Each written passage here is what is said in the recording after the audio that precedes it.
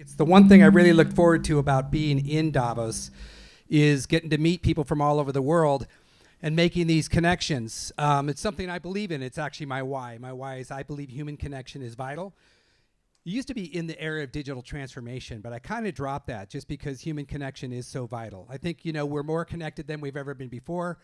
Artificial intelligence is only making that, driving that faster and faster and more precise and more precise. But something special happens when we connect in person. And so we're going to see that magic happen all week this week. And one of the things I love about Davos is my second trip. The first time I learned, you can make a plan for Davos, but when you get there, you might need to burn that plan because so much happens fluidly in this town. These magical connections, and then maybe I need to go here, or hey, will you come here, or come speak on my panel on Thursday. All those things happen this week, and so be open to the magic of Davos and the magic of human connection and the power of human connection. So I've been doing this for a couple decades. This month we started off at CES in Las Vegas, we went to NRF in New York, and now we're here in Davos. Artificial intelligence is the conversation that's happening. I wanted to just share a quick background on agentic AI. So some people call it a buzzword, but it's actually the right term. We've been actually convening conversations ever since Siri came out in 2011 about agents on our phones and what they can do for us. And then when Amazon Alexa came out, I was actually contracted by Amazon to help them build their first Alexa developer community. We went across the country. We trained developers how to build their first agents. And I launched a conference called Voice Summit in 2018. We expected 1,000 people. We had 2,700. The next year we had close to 5,000. The following year the pandemic hit, but in our first virtual event we had 29,000 people online at the same time. There was a huge interest in this new modality of conversational AI, this new idea that we can now leverage voice assistants. So we've been a part of this conversation, and one of the things that kind of we called it voice technology or conversational AI, but it wasn't quite right. And we did a lot of work on branding work around agents because this is what was happening. We knew that there would be tens of thousands or hundreds of millions of agents one day. So when the term agentic sort of hit, it struck a chord with me. I'm like, that's it. We have been in an agentic era for a while, and now it's just picking up steam. So a lot of what the artificial intelligence business is the development and fielding of agents. Some of those agents speak to us as customer service representatives. That's probably the most common thing we think about when we think about agents. But most of them are on the back end and they're automating things. So we talk about CX automation, customer experience automation, and tying in with all of our CRM systems and CRP systems and ERP systems, and everything's now becoming connected, and you're seeing the results of that. So for the first time, I think, since the artificial intelligence era really started picking up steam a decade ago, we're seeing the results of artificial intelligence and agents and automation. So what I'm excited about today is this is no fluff in here. What you're going to hear a lot about is things that are really happening, the challenges that we're really facing from both a technology and a policy side, power usage, all those things are going to be covered today. So I'm super excited about this event. I want to just do a quick shout out, some thank yous. This came together late. So we put about 5 weeks of planning into this. And so it's amazing what can happen in 5 short weeks. And one of the most important things you have to do is get some partners on board to sort of fund the whole operation. And we were so fortunate that we landed 5 great partners to support us. So Wayne from Perfect Corp, thank you so much, Wayne. Yep. My friend Greg there, Matuski from Gregory FCA. Thank you, Greg. Let's see, where is our opening keynote speaker, Mr. Shaker Natarajan? You're going to hear more from him, but his company, Orchestra.ai, is now the global, I think, number 2 in supply chain AI, which is, fantastic, really cool work. Let's see, Emily from Whoop is not here yet. And then where's the team from ESG? Is ESG in the room yet? So the guys from ESG AI, you're going to hear from them later. But I mean, just an amazing, when I put out the call, I said, hey, you want to go to Davos? And, you get some yeses right away. And it's like, it's go time. So here we are. I'm so grateful. I'm grateful for the team at Abraham House that graciously allowed us to come in and just take over this space for the day and create something special. We will have additional programming through the week. There's panels that are in process right now, but an exciting thing that's going to happen on Wednesday at 4 o'clock in here is Shaker's going to interview will.i.am on this stage at 4 o'clock, yes. For Shaker's got the number 3, he's got the number 3 podcast on Spotify called Tomorrow Today. It's so well produced. It's a really beautiful conversation about where technology is headed. So I highly recommend you download that podcast. He recorded episode 1 with Will at CES, and he's recording episode 2 here on Wednesday. So some really exciting things happen. But without further ado, let's bring up our opening keynote speaker, Shaker. And Shaker, thank you so much for kicking this thing off. And we're excited to hear your message. This guy has an amazing story. The first time I talked to him, I fell in love with this guy. From the slums of India to 200 patents to being a tech titan, C-suite leader. Now he's inventing something very special. We're going to hear about that. Shaker, thank you so much. Thank you, Pete. Good morning, everyone. I'll quickly play. Pete, can you play that video if you don't mind? Yeah. So that way you guys can catch a breath.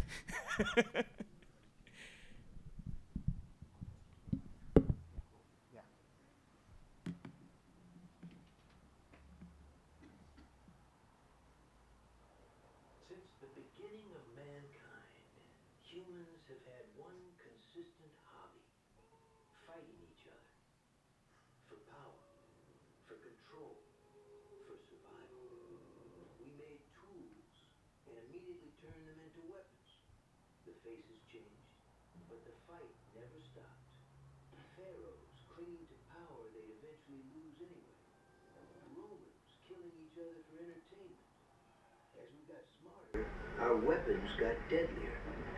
The Great War. Countries destroying each other over borders. World War II. Humanity's most devastating power struggle. Then we split the atom. The most horrific weapon we'd ever created. Each time we swore we'd learned our lesson. Each time we hadn't. And now we're racing to build artificial intelligence. Same game, shinier tool. We tell ourselves this time is different. Is it? Look at the question we keep asking. How do I win? As long as that's the question, we stay in the loop. Cavemen with clubs, emperors with armies, nations with nukes, CEOs with AI. The pattern repeats.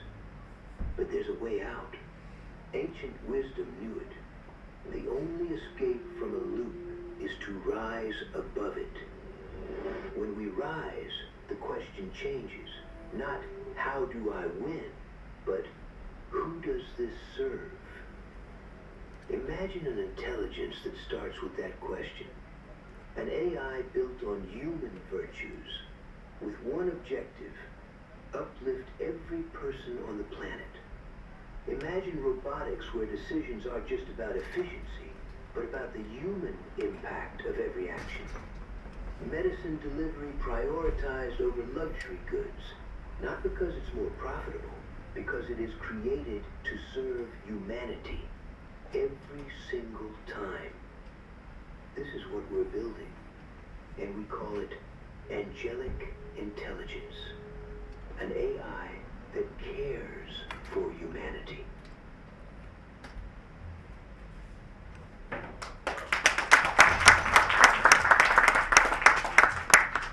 Hey everyone. Hope the previous presentation resonated with you all. I'm Shekhar Natharajan, and I want to tell you why we're give you a little bit of the backstory of what because I'm the why matters more than the what. To explain that, I need to take you back some decades. As a kid, I didn't have an easy childhood. There were 8 of us in one room in India. My dad delivered telegrams for $2 a month. Things were so bad that my mom sold her wedding ring just to keep me in school. We were pretty much invisible. The kind of people who don't even register in most people's awareness. But some people saw us anyway. Regular people who just helped when they didn't have to. I call them angels. Not the kind with wings. Just good humans who chose to help when they could have walked fast. That made all the difference. That's what this AI does. It sees people the way those angels saw me. Remember that delivery robot? It doesn't just register obstacle, it recognizes a child. It doesn't optimize for fastest route. It asks who actually needs the medicine most. The technology asks, who does this serve? Before every decision. We're coding this AI very differently, not at the surface level, at the core of the system. Training it not just on efficiency metrics and corporate goals, but on human struggle, real needs, what people actually need to thrive. Many years later, with the help of some more angels, I made it to America with $34. I got lucky. Ended up at the top levels of massive companies like Coca-Cola, Disney, Walmart, American Eagle. But I'm not telling you this to celebrate the journey or romanticize rags to riches. I'm telling you this story because I've seen both sides. The lowest of the low and the highest of the high. I know what it's like when you need help and nobody's looking. And I know how decisions get made in boardrooms. Who gets prioritized? Who doesn't? I've been that individual who has written algorithms that made companies millions in revenue by giving humans the last priority. So I understand from first-hand experience how the world works today. Right now, AI is incredibly powerful. But it's mostly being built by people who've only lived on one side of that equation. When you haven't lived the struggle, you optimize for the wrong things. You can't code something you've never lived. That's just math. Years later, I was blessed with a son, and holding him, I stopped asking, how do I win? And started asking, how do I actually serve? That's what this is. AI designed to see people as humans, with emotions, context, genuine understanding, not just data points. Built to work for the benefit of humans in every decision. Medicine over luxury, safety over speed, dignity over efficiency, every time. Because that kid in the slums, he's everywhere. The right technology, built for the right reason, can be the angel to them, like those people were for me. That's what we're building. Angelic Intelligence, an AI that cares for humanity.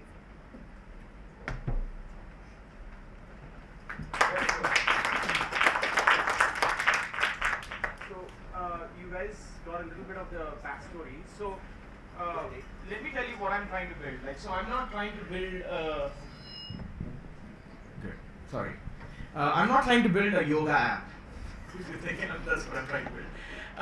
So I'm trying to build the world's first virtue-based intelligence network. So what does it mean? Today, if you ask one of the biggest questions of every enterprise, they would say they cannot trust AI. Like 77% of enterprises cannot trust the output of AI. And so there's no trust layer that enables the brand to continue to have that magic that they had in the past. And so that was a big kind of like aha for me. Having worked for brands for 23 years, I worked for like Coca-Cola, I work for PepsiCo, I work for Walt Disney Company. I'm the inventor of the Magic Band experience. My team actually built the grocery home shopping business, the crowdsourced delivery models that you have now heard of.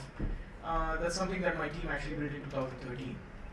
So we've been on the forefront of all technology and what it actually means to build good technology for business.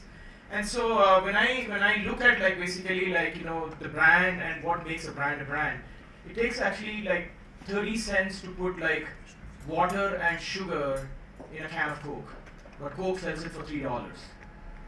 That's brand, that's loyalty, that's trust. So in the age of AI, you begin to lose all of that. So this struck me very odd when I actually when first someone told me about it, and this was like 2024. I started searching about Sam Altman and all the things he's done, and there's nothing wrong about Sam Altman. He's just a good Silicon Valley guy. So he just optimizes for profits, and primarily, So he made an interesting comment in 2015 in the Y Combinator event. He said, AI is going to probably wipe out humanity, but there's going to be some great companies along the way, right? So it's like very frightening, like for the guy who's actually building the foundational capability of what is going to define humanity, to make a reckless comment like that, right? And so, and when you think about the context of this, right? Like he's really talking about how AI can actually make things efficient.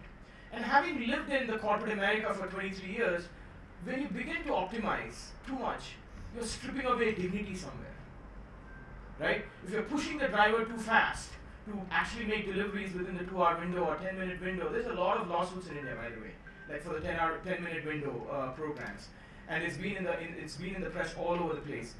So people are actually like sweating. They're getting hospitalized, and like there's so much trauma with like all that faster deliveries. And so you begin to think like when you optimize too much, what are you really getting out of it? Companies are getting probably more profitable, but individuals are getting more like dehumanized, right? So I lived this world and I understand like where like Sam is coming from, and I felt like I don't want to stand for that. I really don't want to stand for that. So what is wrong with current AI? No one will talk about it, by the way. Like all we hear today, and I'm not like, I'm not anti-technology. I just want to make that very clear to all of you guys. In fact, like I have a lot of patents because I believe in the power of technology. When everyone came running to me and said like, we got to start thinking about drones, I said like, we can think about drones not for delivery but for counting inventory in a warehouse. Because the guy actually has to go 30 feet high in the air and he's actually getting harnessed, and so it's a safety hazard. So why can't like drones count inventory in a warehouse? So that's the practical application. So I have been a practitioner of technology, thinking about things from a practical perspective. But when people talk about artificial intelligence, there's so much hype about like what people think in terms of like Nvidia and like the investments that are going into Nvidia, the data centers, like all of these models that are basically coming out left, right, etc. I can't even keep count of the number of models which are coming out, by the way. It's crazy. Okay? So and no one talks about what is fundamentally wrong with all of this. And if you think about like the way the reasoning models were built, it was built from the wasteland of human like data.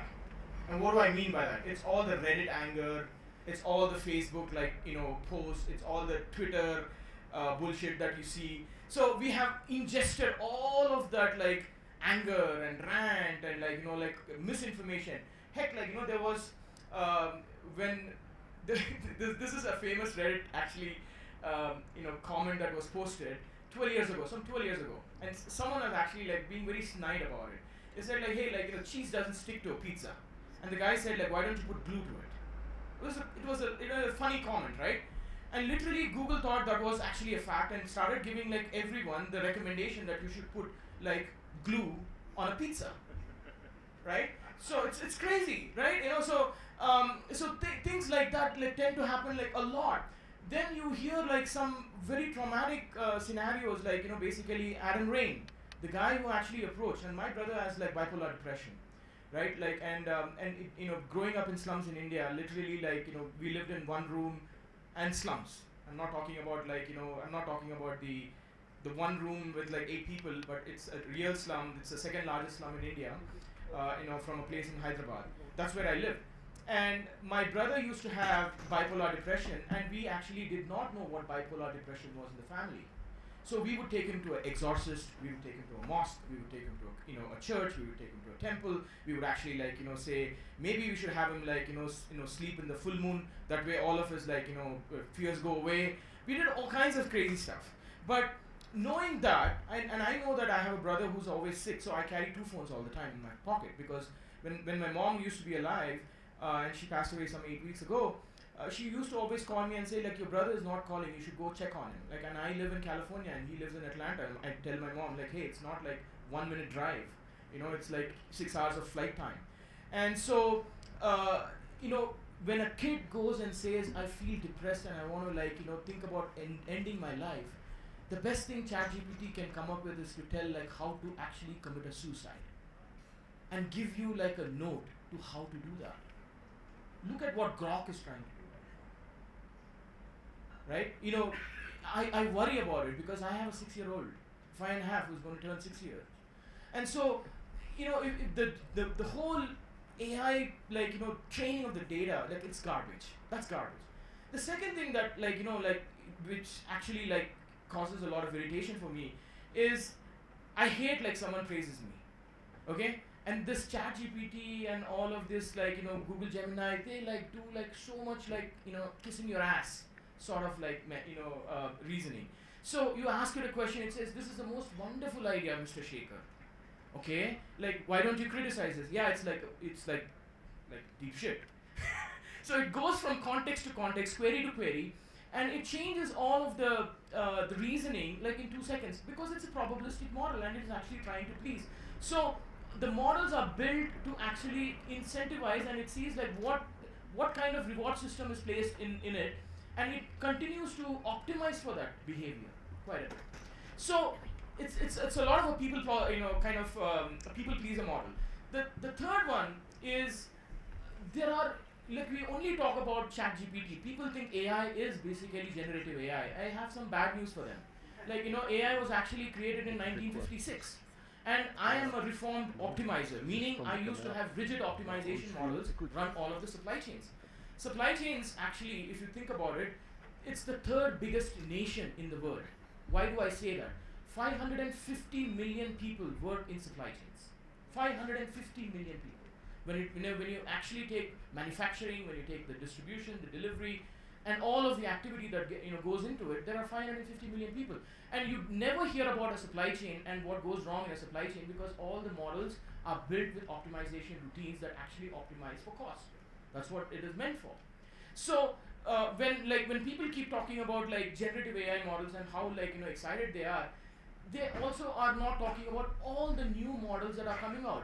There's nested LLMs, there's diffusion LLMs, there's liquid neural networks. So the hierarchical reasoning models, all of these are used for certain applications. So we should stop fantasizing that the frontier model, which was built by ChatGPT and others, or OpenAI and others, is the only way of the future. The second problem I find, which is very, very problematic also, is people are going wild about NVIDIA chips. Why the heck do you need NVIDIA chips?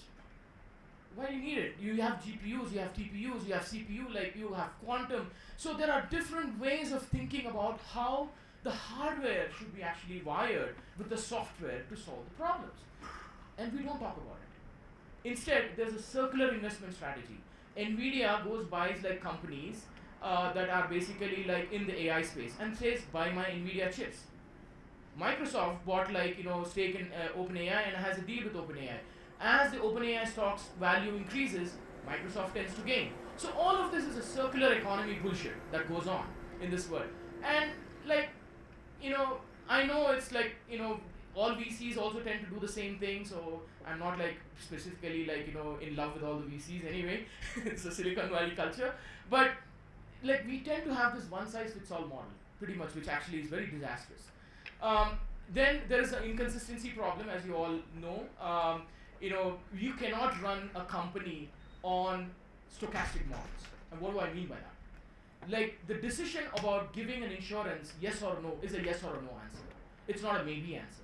I cannot say I may have a truck on the road or not. I cannot say I have to pay the invoices maybe. That's not the answer you give to someone you buy stuff from. So, the deterministic nature is actually the way the businesses work. It's symbolic models, right? So the reasoning layer is more of a stochastic model. So combining the reasoning model, which is stochastic in nature, and the deterministic model, which actually runs the enterprises, that's kind of the symbiotic love that needs to happen in an enterprise.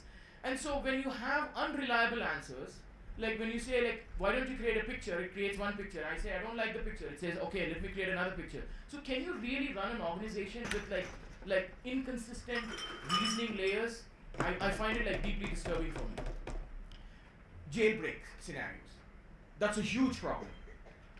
Literally, you can I'll give you this example. I use this app called Suno.ai. Okay, I don't know if you guys have ever heard about it. You have heard about it? Great. Yeah, it's great. So you can go to Suno.ai And basically you can say like, why don't you take like one of these like, ancient scriptures of India and like, create like a devotional song. It will say this is copyrighted, like, you cannot do it. And then what you do, you take the same like scripture and say, put some invisible text into this and give it back to suno.ai. It will like suck it out. So it's a hack, by the way. Like if you think that you cannot like hack a system like in AI world, you can literally do that in 2 seconds. All you have to do is use your brain. So safety is a huge problem. You can hack into anything you want. And finally, like the system and the architecture is highly controlled. Mr. Elon Musk wakes up one day and says like, I love Hitler, and everything like moves left or right. And the next day he says like low fertility, like, and like everything moves in that direction. And the third day he says like, I don't like he actually said he's more athletic than LeBron James is, and it believes that to be the fact, right? So the power is actually controlled by the people who are training these models. And do you want to really rely on these jokers to actually tell you how to run the world? And we're giving the power to those guys, by the way. Okay? So what's the net of all of this? Well, it's a freaking black box.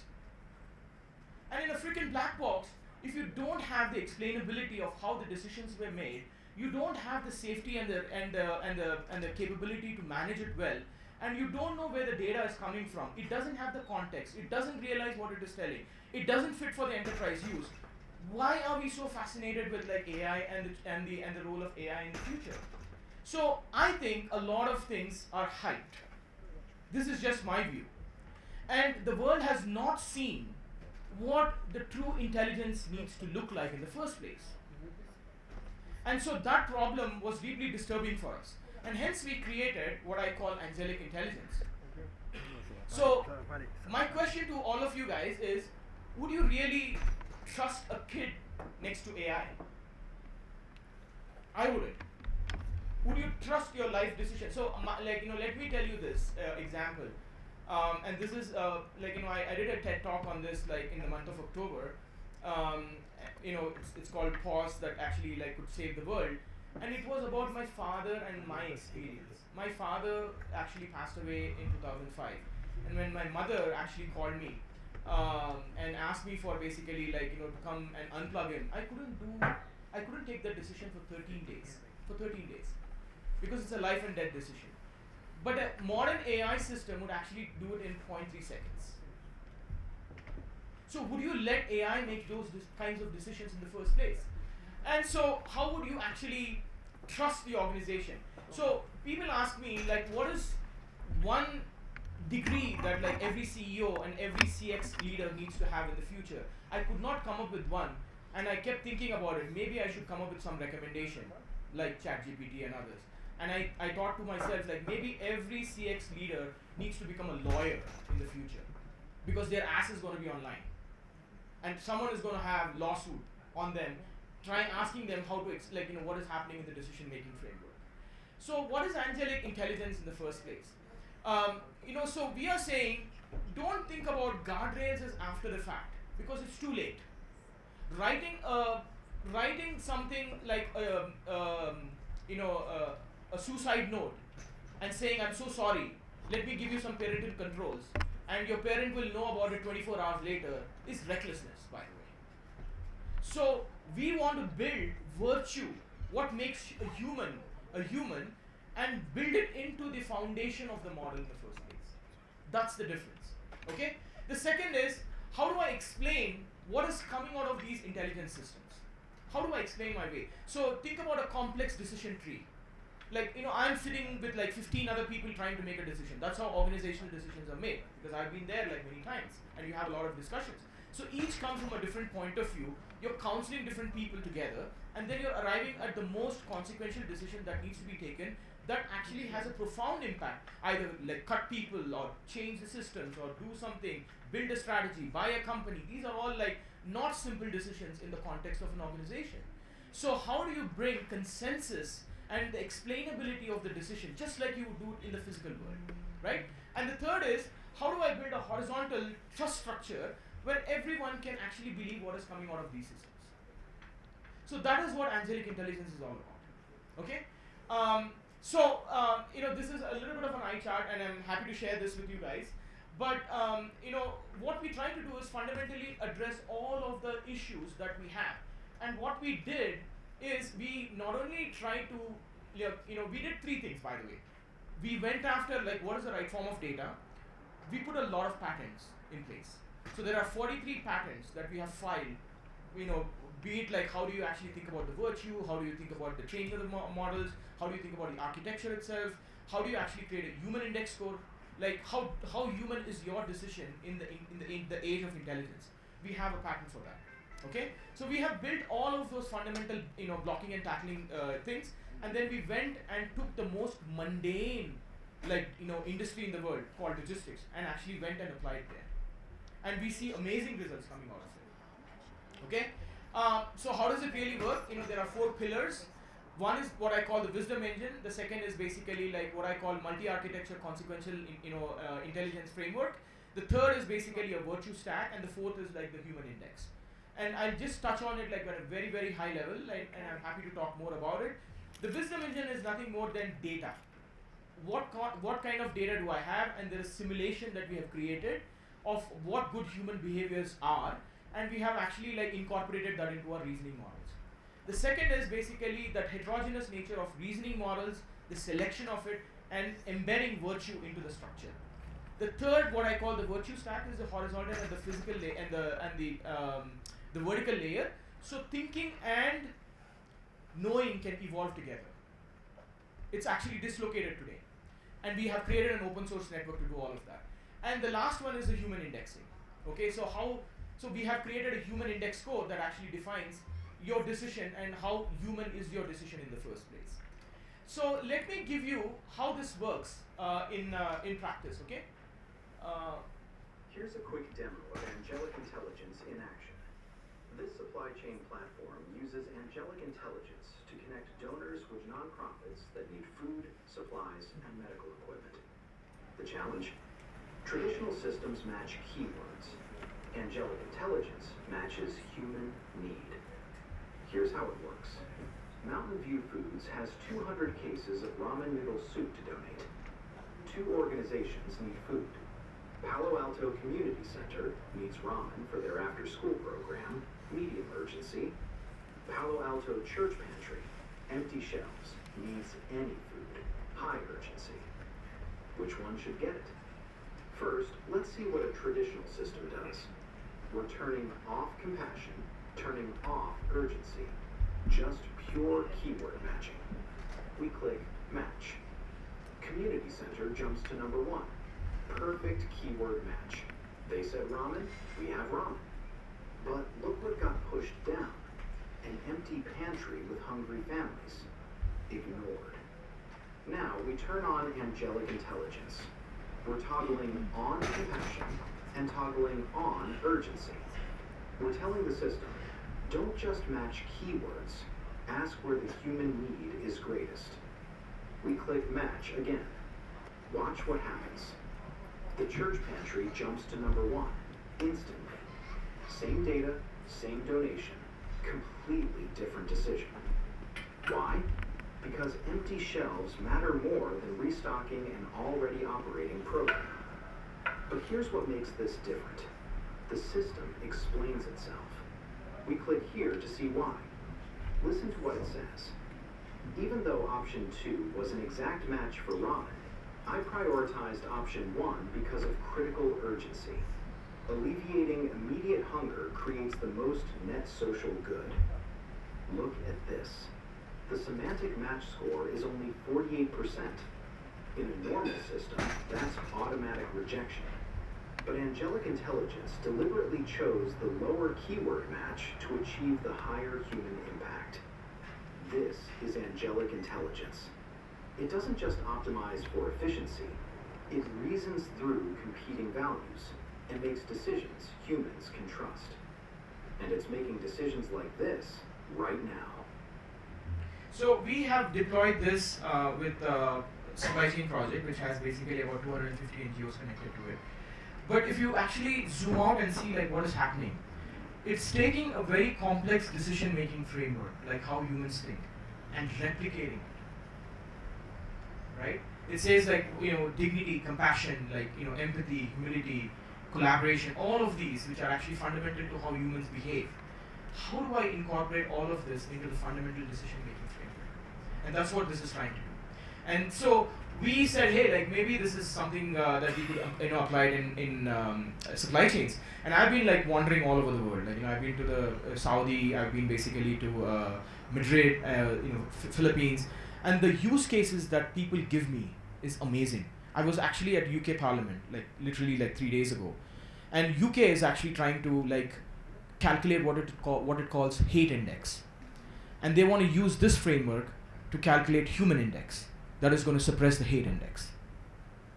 Okay, one example. Like the second example, virtual policing. Third, like how do I actually give basically something like ventilators? Today it goes to the system which has the highest scale, not to the place where it actually there's the highest need. So how do you flip that? So people are like, when we go talk about this kind of framework of how humans think and how human dignity can be saved, people are coming up with like examples. And so people ask me like, is this commercially viable? Absolutely, why not? Because this is how humans think, and this will build the trust in the human network pretty much, right? So where do I see this? Companies have something called culture, and culture is basically nothing but a set of values. How do you incorporate those values into the decision-making framework? That's number one. Healthcare, caregiving needs a lot of empathy and human touch. Second example. The third one is basically humanoids in your house. Fourth is the financial services. People are shit scared about insurance, as an example, right? And this will give you like the ability to explain your decisions, why you made a certain decision, and obviously all of the legal compliance problems that actually exist. So, so Angelic is kind of like a universal model, not to say it's like only specifically used for logistics. And this is why we are excited. So we started this company called Orchestro, and now we are actually building Angelic Intelligence as a company itself. And we are in the process of actually going and raising money for this this entire framework and also the software. We've assembled a great team, and it literally, we've been talking about this, Kate and like my friend Daniel is here and they could attest to it.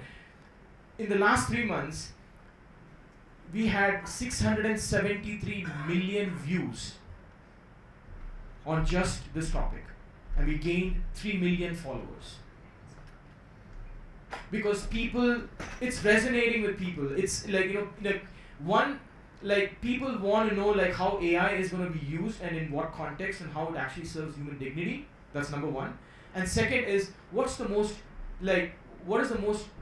best use of this intelligence capability, and how does it serve humans, not the other way around, replace humans. So that's why like we've seen like a real spike in like our ability to connect with people and resonate, and we are so excited about like what we are building right now. So I think I've been in corporate for 23 years. I've seen many waves come and go, but this excites me the most, because I think this is an inevitable layer that is needed at every company, because every company will have a brand problem, and the brand will need a horizontal layer that actually protects and enables it to be the brand that they've all known in the past. And that's why I'm really excited about it. Thank you all. I tried to run fast, but I'm going to hang around here for a while, and if you guys have any questions, please let me know. Okay? Thank you, Shaker. Let's give it up for Shaker. Woo!